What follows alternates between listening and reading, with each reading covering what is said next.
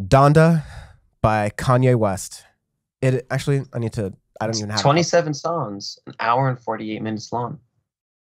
Yes, it is. Oh my God. It dropped A lot of on Kanye. it dropped on Sunday, August Mhm. 29th, around the time we record. It's a 2 hour long thing. We got to listen to it. I also have some thoughts from our resident Kanye aficionado, Annie, who listened to the album as well this morning and gave me quite comprehensive thoughts that I'll get to very later on in the episode because, or in this, segment, etc. Because we've done previous things on Kanye West and all the album rollouts. We've taken the stance of not paying attention to the press Yeah, exercise all of the Kanye West craziness. and just focusing on the music. And so later on in the podcast and in a separate clip, we'll get into some of the press craziness around this past week with Donda because there's some relevant things there. But we have an album to review. We have a long album to review. But like, it's not an album. It's barely a collection of songs. It's again, like to borrow a little bit from what Annie's saying, it's just like SoundCloud fodder, essentially. It's just like bad ditto copies of SoundCloud music. It's just really random. It's we have a metric ton of features on the album. Just so many people that are on it. It's not very cohesive on that. You have like the first track is the Donda chant, where it's Selena Johnson just saying Donda over and over again, which I kind of wanted to be the arbitrary scale, but I think that would break our brains. So I'm gonna give this 22 Dondas. I'm gonna give this 85 Dondas. Exactly. I just started the album with that, and I just literally face palmed of like, okay, I guess this is how it's going to start. This is how it's going to be. I will also say, like, not to cut you off, but there are a lot of like repeat features. So like the Sunday service Yes. choir is there a lot. You have Vori, who's been popping up a lot like in rap music just as like a vocalist. So like good for that. You get kind of a Return of the Throne with Jail. The First track. part. And then you have Jail Part 2 with the Baby, Francis and the Lights, and Marilyn Manson. More on that later. But yep. Yeah, you have a metric mess of features. But yeah, as you were saying. Yeah, it's not cohesive with all the features on here. Like there are parts of it that are decent, and there are parts of this that are just absolute awful. Like Off the Grid, the first song with Playboy Cardi, is atrocious. It's one of the worst things I've heard. You know, I already had the Playboy Cardi album that we reviewed earlier this year that I thought was the worst thing. I was like, I thought it couldn't get worse. It might have got worse with Off the Grid. That track, just the first minute I was listening to it, I'm like, I can't do this. This why. It's awful, absolutely awful. Dude needs to stop rapping, please. God. Not a lot of love for Playboy Cardi on this podcast, sadly. But it's like because remember, there's Pain 1993 or whatever that song was with Drake and Playboy Cardi that was like award-winningly bad. I don't want to remember that song ever again.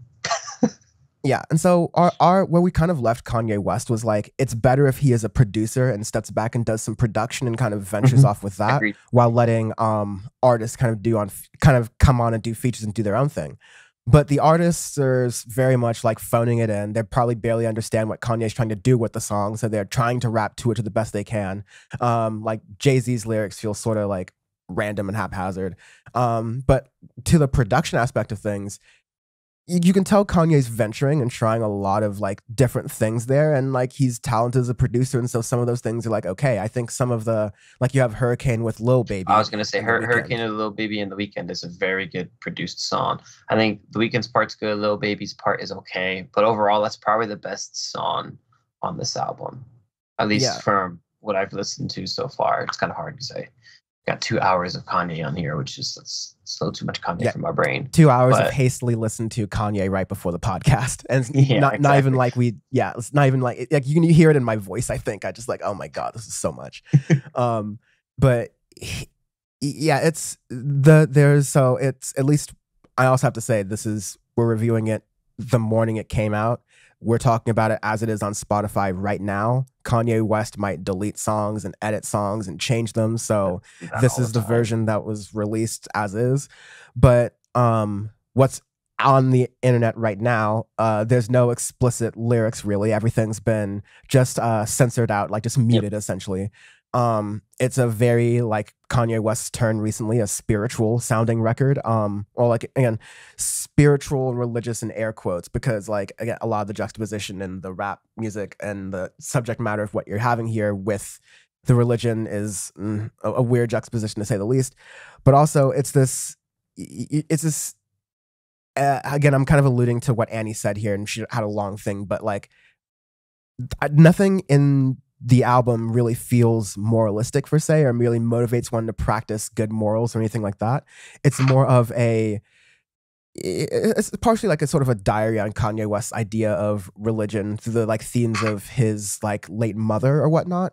But again, also it's just like kind of all over the place songs where like Kanye's just in a mode trying to prove himself after the Kim Kardashian messed up, and that's a song too.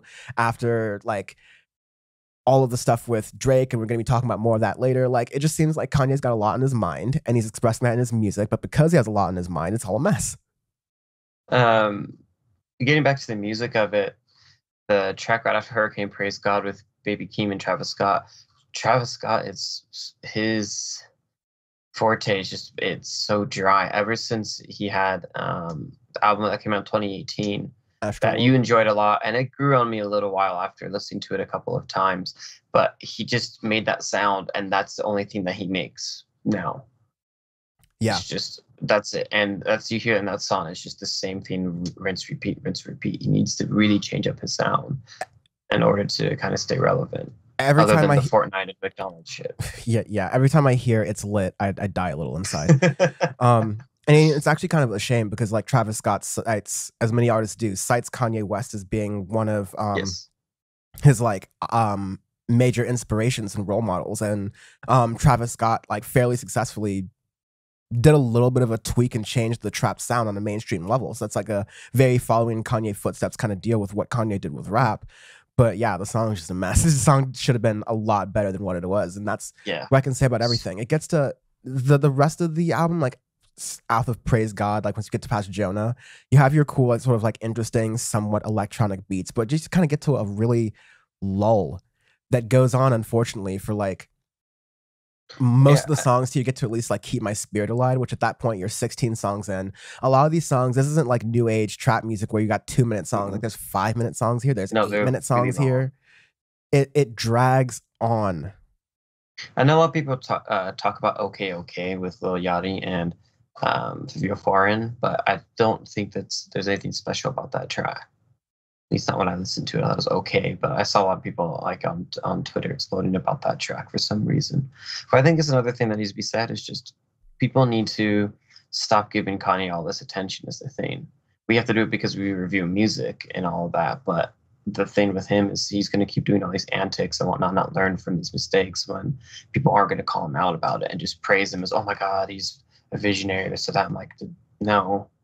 He's just fumbling around, trying to figure out himself, and it's nothing entirely special about it. And you saw it with this album rollout and everything, and within the music itself, it's not that great. There's a lot better things that have been coming out. Yeah, it's not the music that Kanye is selling; it's the hype. It's exactly. Yeah.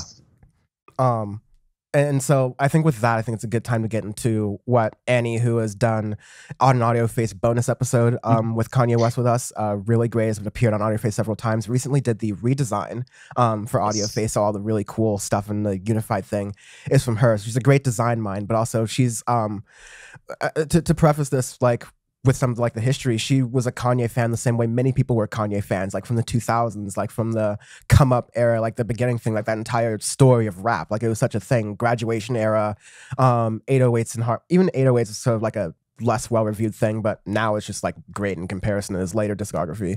But Beautiful Dark Twisted Fantasy, all those things. But yeah, Annie has a really like, I think, balanced approach of like being a person who was into Kanye. And with that, I'll go into what she said. Now I'm reading from that.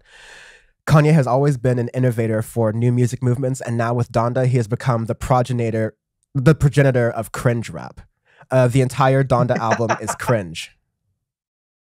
There are no bangers, anthems, or groundbreaking experimental songs on this album. As a longtime Kanye fan, I used to be proud of playing Kanye songs to my friends or at a party. I wouldn't feel proud of playing anything from Donda in front of others, and I feel secondhand embarrassment that anyone will do so.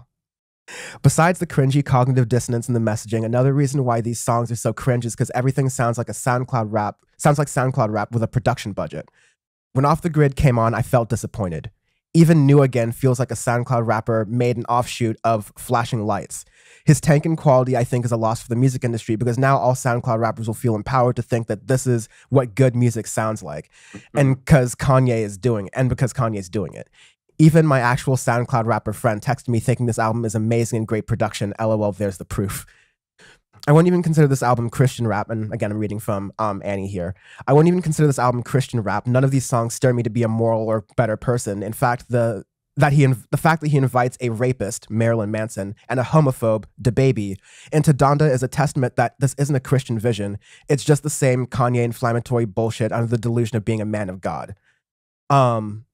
The soft moments also made me feel nothing because I have no sympathy for Kanye's struggles, nor the way he fumes in them, like in Lord I Need You. And speaking of Lord I Need You, because that's the Kim Kardashian song, I suspect that Kanye was a horrible husband for Kim because of his hubris, unsurprisingly. So when he sings about his marriage struggles, I don't feel a thing because I know he was likely the ultimate problem. And anytime he sings about his mom, I just think he solidified her legacy as his anti-hero origin stories so that he can hold a grudge on the world instead of talking about how he paid for the unneeded surgery that killed her. He wants to make it a societal issue so he can perpetuate his world against Kanye fantasy. The thing is, Kanye absolutely knows his superpower is capitalism. Any product that he slaps his name on sells. And that's why I feel embarrassment for any fan of Donda, because they feel the same rank and file. They feel like the same rank and file sheep that will love anything Kanye. The way rank and file Christians love anything Jesus doesn't matter the quality or intention. It's gross mindlessness. I was, however, impressed with the visuals in the Donda listening event from Friday. As his career progresses, what he loses in musical quality, he's gaining in the quality of artistry in other projects. The details in his products and performance designs have gotten better since his earlier fashion drops. That's true. I think hanging out with artists like James Turrell has been good with him. I'd be okay if he stopped doing music and started doing gallery art. Overall, Donda is cringe. Kanye can try other things, but please stop making music. Kanye albums are not a thing to look forward to anymore. They're just another album in the water now. Maybe every once in a while, if he drops something good like Kids See Ghosts, that'll be a nice treat. Even when I tried to separate the art from the artist, the art ain't shit anymore. That's well said. That's like a mic drop kind of thing right there. That's why I love Annie's perspective and opinion on these things. And I definitely do have a few more things to say about the rollout, especially the Marilyn Manson DaBaby stuff, but that'll be more in like the Kanye news segment, and we've got to rate this thing. So the arbitrary scale this week is Joe Biden falling asleep in front of world leaders, because that happened with the Israeli prime minister supposedly this week. It really does look like he fell asleep, man. Sigh. This album is if Joe Biden fell asleep in one of those countries in Africa where they have like a really Christian leader. Like remember one of those old stories where they have they eat the poo-poo kind of thing. Like you have those like really Christian evangelical leaders who want to just make extreme Christianity their role and thing in the country. And this would be like if Joe Biden sort of just like fell asleep entirely while like paying attention to one of their speeches, like trying to be there to build them legitimacy, and just went like, oh, listen here, Jack. I don't know what you're talking about with the corn pop and the Jesus, but all I say is Hail Easter. He sounded like a drunk Obama impression.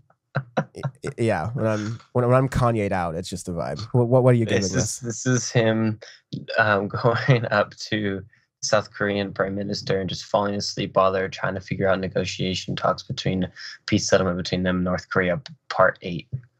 And then the negotiations go to hell, and then the world gets plunged into nuclear darkness. There you go.